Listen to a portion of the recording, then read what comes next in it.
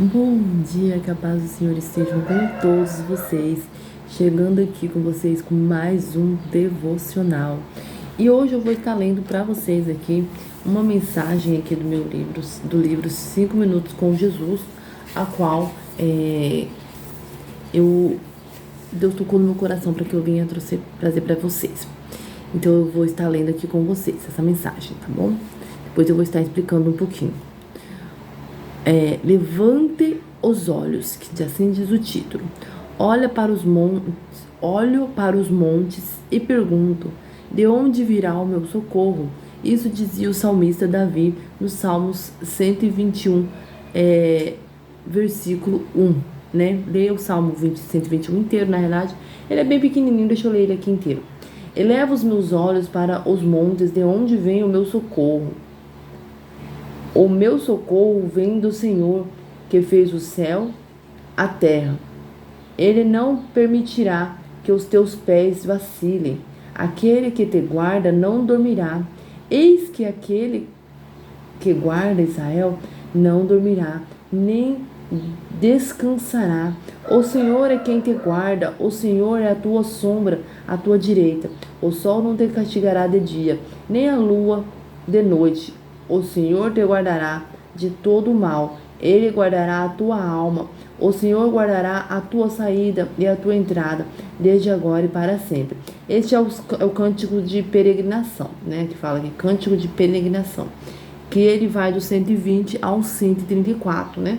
São os cânticos de peregrinação. O tempo que Davi estava peregrinando, que ele estava ali correndo, né? Fugindo do rei Davi, do rei Saul, né, fugindo dos teus inimigos. Então ele declarava, ele fazia essas orações que tornaram-se salmos, né, que foram escritos ali, tornaram-se salmos.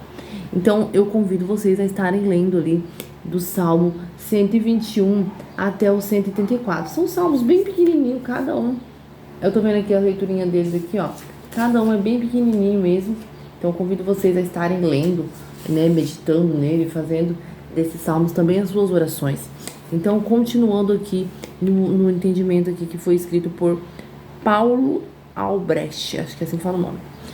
Até mesmo a pessoa de fé pode andar cabisbaixo e desesperançosa. Até aquela pessoa que tem fé e tudo, ela pode andar de cabeça baixa. Às vezes tem pessoas que veem uma pessoa que vai na igreja, que serve a Deus, que faz a obra e tudo, a pessoa desanimar por um tempo, né? Às vezes acontece isso. Aí outras pessoas podem olhar para eles e falar: nossa, mas aquela pessoa não é de fé, aquela pessoa não fala da palavra do Senhor, por que tá desanimada? Mas pode acontecer. Aconteceu com os profetas antigos, aconteceu com Eliseu, né? Aconteceu com Moisés, aconteceu com Davi. Eles teve esses momentos também. Claro que eles não deixaram ficar transpassando para as outras pessoas saberem, né, o que estavam passando com eles, mas eles também passaram por esses momentos, né? Alguns deles, sim, né, deixaram de passar por um tempo, como o Davi, né, na sua tristeza, na sua dor, quando ele perdeu o filho dele mesmo. Se vocês lerem lá em 1 Samuel, eu acho que é em 1 Samuel, se eu não me engano, a história de Davi, o que aconteceu com ele, né, que o filho dele tentou tomar o reinado dele, e não teve um fim bom, né? E ele se entristeceu. Mas os servos dele disse: por que ele entristeceu se o inimigo dele caiu por terra, né? E Deus entregou o inimigo dele na mão dele. Mas, querendo ou não, era inimigo dele, mas era filho dele. Então ele se entristeceu. Mas logo ele se reergueu. Então, continuando aqui. Por isso, o povo de Deus tem um salmo especial para lembrar de que a razão para levantar os olhos, confiar. Por isso, o povo de Deus tem um salmo especial para lembrar de que há razão para levantar os olhos com confiança.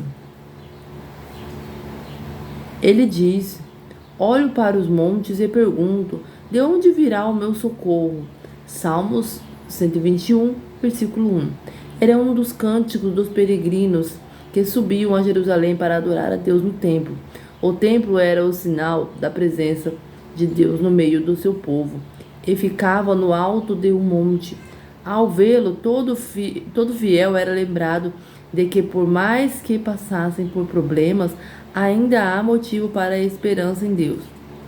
No Novo Testamento, Jesus nos ensina que o seu corpo é o verdadeiro templo, a presença de Deus em meio ao seu povo, que seria destruído, mas novamente edificado após 3 dias, em clara alusão à sua morte e ressurreição. Ele ainda esclarece que o templo do seu corpo seria levantado sobre o madeiro, e todo aquele que para ele olhasse isto é, cresce nele, seria salvo. Isso aconteceu em outro monte, a Golgota, onde a morte foi destruída pela vitória de Jesus Cristo na cruz. Por causa dela, podemos deixar de andar cabisbaixo e levantar os nossos olhos com confiança, pois a vitória de Jesus é para todos sempre. Para onde os seus olhos se levantam? Em busca de esperança. É uma pergunta, né? Para onde que os seus olhos se levantam em busca de esperança? Aonde você tem olhado? Aonde você tem depositado a tua esperança? É no homem que você tem confiado? É no homem que você tem colocado a tua esperança? Se for, repense isso. E não é no homem que você tem colocado a tua esperança, sim em Deus. Porque o homem, muitas vezes, nós nos iludimos, né? Nós nos decepcionamos, mas com Deus jamais. Jamais vamos nos decepcionar com Deus, né? Pode ser para a equipe médica, ensinando por cura para uma doença, para uma nova oportunidade profissional, né? Esses são, às vezes, os lugares para onde nós colocamos nossa esperança, ou numa equipe médica, né? Ou numa oportunidade de serviço, né? Ou em busca de um amor, uma compreensão por alguém. São esses lugares que nós estamos colocando a nossa esperança, será? Quem sabe tentar enxergar como será o futuro. Essa também é a sua esperança? Será que você está tentando enxergar como é o futuro? É aí que está a sua esperança? Levante os olhos com esperança e confia, mas levante um pouco mais alto até Cristo na cruz. Tudo o mais pode falhar. Ele é o seu amor jamais, né? Tudo pode falhar. O médico pode falhar, né? Aquele emprego que você tem tanto desejado, buscado, aquela oportunidade profissional, pode falhar, porque o homem pode ser induzido por desejos dele mesmo e não te dar aquela oportunidade. Isso pode falhar, né?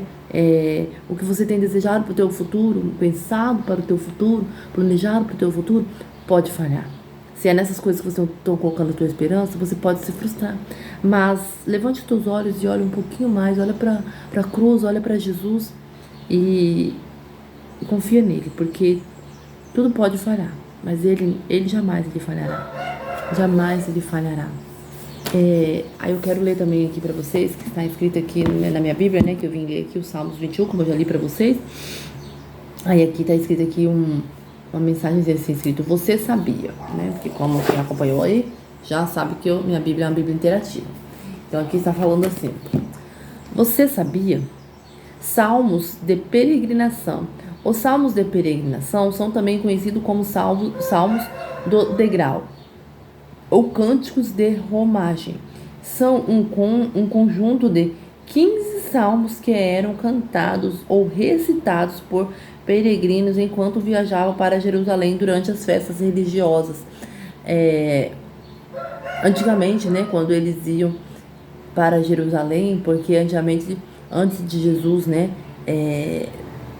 ter se entregado ali naquela cruz, as pessoas vinham de longe, só adoravam em Jerusalém, né, ali onde tinha o templo.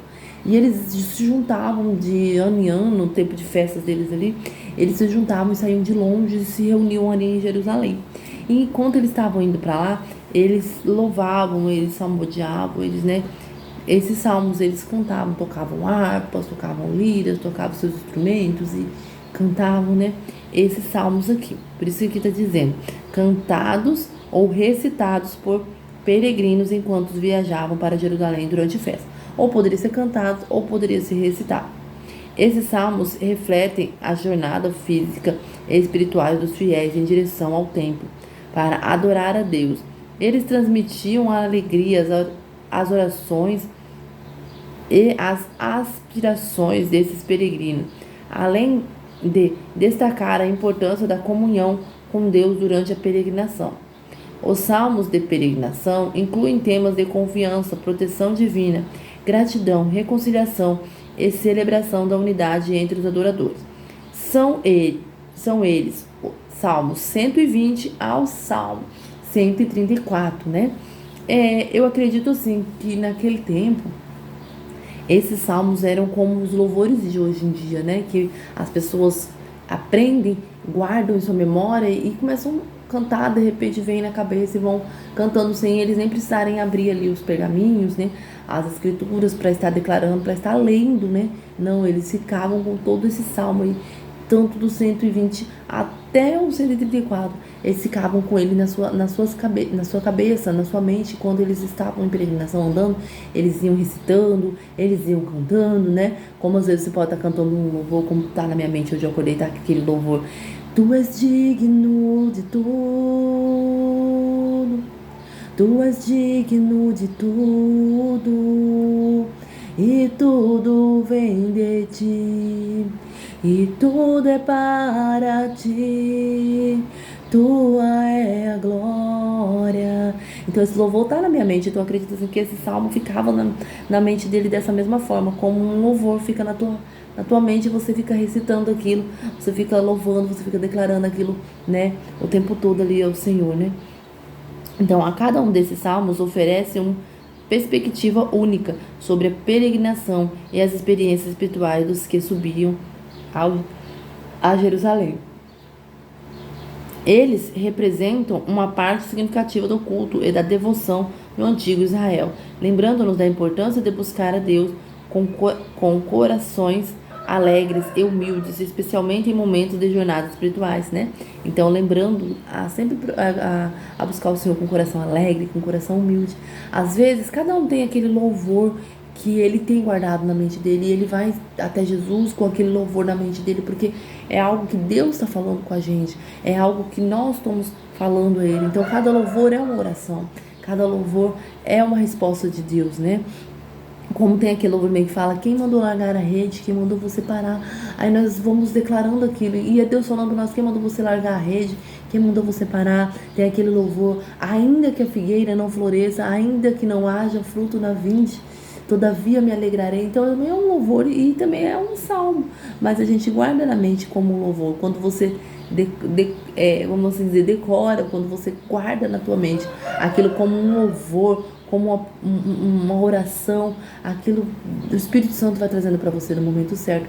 Então eu acredito assim que naquele tempo, da mesma forma, esses peregrinos que iam, né, das suas cidades até Jerusalém no templo para se encontrarem ali, fazerem sacrifícios, suas ofertas e orarem ao Senhor, eles iam das suas cidades onde eles estavam até Jerusalém com esses salmos em seus lábios, cada um conforme aquilo que eles estavam vivendo, aquilo que eles estavam, né, passando, e é assim como nos dias de hoje. E nós temos que chegar à presença do Senhor com alegria, não com pesar, não com obrigação, não, mas com alegria, né? Pega a tua Bíblia, como eu falo, pega o teu caderno, pega o teu livro ali de auxílio e senta-se com alegria na presença do Senhor, chega-se cantando, louvando, salmodiando. Se você quiser dizer o Salmo 123, você vai declarando, né? Às vezes você está andando num caminho escuro, às vezes você está vindo da escola ou do serviço, já são tarde da noite, vai declarando aquele Salmo 123, o Senhor é meu pastor e nada me faltará, né? Deitar-me faz em verdes passos, guia-me mansamente a águas tranquilas, leva-me... eu não vou conseguir agora, porque como eu tô orando tudo, não sei, não consegui declarar. Eu lembro uma vez, há muito tempo, quem vai saber aí, antigamente passava numa TV aberta aí, um programa que chamava Linha Direta. Eu gostava muito de assistir. Contava é como os True Crimes de hoje em dia, vamos dizer, acho que é assim que fala. Contava histórias de pessoas, o que aconteceram com algumas pessoas, né? Como eu vou dizer, histórias policiais, acho que tipo assim. E uma vez eu vi uma história que eu nunca me esqueci, que até hoje eu lembro, foi de uma moça que ela tava passando por uma situação muito difícil naquele momento, acho que ela foi assaltada, uma coisa assim, não sei. Ela morava em um prédio e ela tinha sido, eu acho que assaltada, não sei. Algum rapaz queria fazer alguma maldade pra ela. E ela, para poder tentar se libertar daquilo, ela pulou de um prédio muito alto. Mas quando ela estava tentando se libertar dele, correndo e lutando contra a vida dela, o tempo todo ela disse que ela ficou declarando o Salmo 123, o tempo todo, até quando ela pulou do prédio, quando ela estava ali se sentindo, né, ela caiu, né, numa altura muito grande, mas ela ficou ali sentindo dores e tudo, mas ela declarando aquele Salmo 123, 123. E ela conseguiu, né, se salvar, conseguiu se livrar. Assim, acho que na época que eu lembro que ela falou, parece que ela ficou na cadeira de roda, uma coisa assim, mas ela conseguiu, né, se livrar daquele malfeitor. E ela foi declarando o tempo todo, ela subindo as escadas, fugindo dele, pulando do prédio, declarando o Salmo 23. E aquilo, quando eu ouvi aquilo, eu tinha, acho que uns 15, 16 anos, né, e eu estudava à noite. E eu fiquei com aquilo na minha cabeça. E eu falei assim, não, eu quero decorar esse salmo, né? Naquela época eu falei, eu quero decorar esse salmo, né? Quero decorar esse salmo, que eu quero fazer também a minha oração. Toda vez que eu estiver vindo da escola, que eu tiver com medo de alguma coisa, eu quero declarar ele. Aí eu peguei firme, né? Até que eu consegui. Só que a gente não entendia, mas hoje eu entendo. É uma oração ao Senhor, né? Um modelo de oração vamos ver se eu consigo agora. A gente fala pra você, peraí, sem ler a Bíblia. Depois vocês leem lá, Salmo 23, tá? O Senhor é meu pastor, nada me faltará. Deitar-me faz em verdes passos, guia-me mansamente a águas tranquilas, refrigera minha alma, guia-me pela vereda da justiça por amor ao teu nome. Ainda que eu andasse pelo vale da sombra da morte, não temerei mal algum, porque o Senhor está comigo. A tua vara e o teu cajado me consolam. Prepara uma mesa na presença dos meus inimigos. Ai, gente, agora eu me falhou um pouquinho, mas eu sempre falava aí, Salmo 23, vamos lá. Guia-me, prepara uma mesa na presença dos meus inimigos, o meu cálice transborda. Certamente que a bondade e a misericórdia me seguirão por todos os dias da minha vida e habitarei na casa do Senhor por longos dias. Acho que é tudo, acho que é isso. Deixa eu ler certinho pra vocês, pra ver se eu falei certo, tá, gente? Pera aí, vamos lá. Já tá um pouquinho grande aqui, mas deixa eu ler aqui pra vocês, ver se eu li certinho. Salmo 23. Ainda que eu andasse pelo vale, aqui, ó. O Senhor é o meu pastor, de nada terei falta. Tá uma leitura diferente, mas mesmo contexto. Ele me faz deitar em verdes passos, guia-me ao longo de águas tranquilas, restaura minha alma, guia-me nas sendas da retidão por amor de seu nome. Sim, ainda que eu ande pelo vale da sombra da morte, não temerei mal algum, porque estás comigo. Teu bordão e o teu cajado me consolam, a tua vara, né? Que é o bordão. E a tua vara me consola. Teu cajado e a tua vara me consolam. Prepara uma mesa diante de mim, na presença de meus inimigos. Unges a minha cabeça com óleo, o meu cálice transborda. Certamente, a bondade e a misericórdia me seguirão todos os dias da minha vida e habitarei na casa do Senhor por longos dias. É isso mesmo, tá vendo? Declarei esse mesmo. Então, assim, eu fiquei com aquele, sempre quando tinha medo, eu declarava ele, esse salmo, né? E é essa mensagem de hoje que eu quero colocar para vocês. Como eu sempre falo, os salmos são orações, provérbios são, palavras de sabedoria. Então leem, né? Mas os ensinamentos do Senhor Jesus estão ali no Novo Testamento, nos Evangelhos. Então leem, estudem a mensagem do Senhor, porque a palavra do Senhor diz que nós perecemos por falta de conhecimento.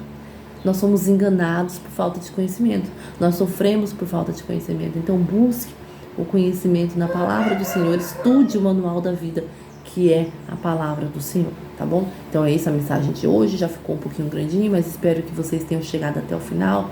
E não esqueçam de fazer a tua oração ao Senhor. Seja um salmo que você vai declarar ao Senhor. Não falar repetidamente, porque o Senhor disse que não se agrada de vão repetições, né? De orações repetidas, mas você pode declarar e você pode fazer a tua própria oração, né? Falar com o Senhor, agradecer ao Senhor por esse dia, pedir perdão e colocar diante dele o dia, tá bom? Então desejo a todos um ótimo, excelente dia, que o Senhor alcance, que o Senhor toque na vida de cada um de vocês, passa aí onde cada um tá, aonde eu não posso estar, mas cada oração, né? A oração, ela alcança lugares, ela vai em distâncias, né, que nós não alcançamos. Então eu oro ao Senhor que Ele toca, né, em cada pessoa, em cada alma, em cada coração, que o Senhor venha tocar em nome de Jesus. Então que vocês possam receber a cura e o milagre do Senhor através da palavra do Senhor, porque a palavra do Senhor, ela cura, ela restaura e ela salva quando você a recebe e você a pratica. E é essa mensagem de hoje. Espero que vocês tenham gostado, espero que vocês venham praticar, tá bom? E na palavra de amanhã eu vou estar falando para vocês referente à obediência, ao milagre, que nós alcançamos o milagre através da obediência. Então, fiquem todos com Deus e até amanhã.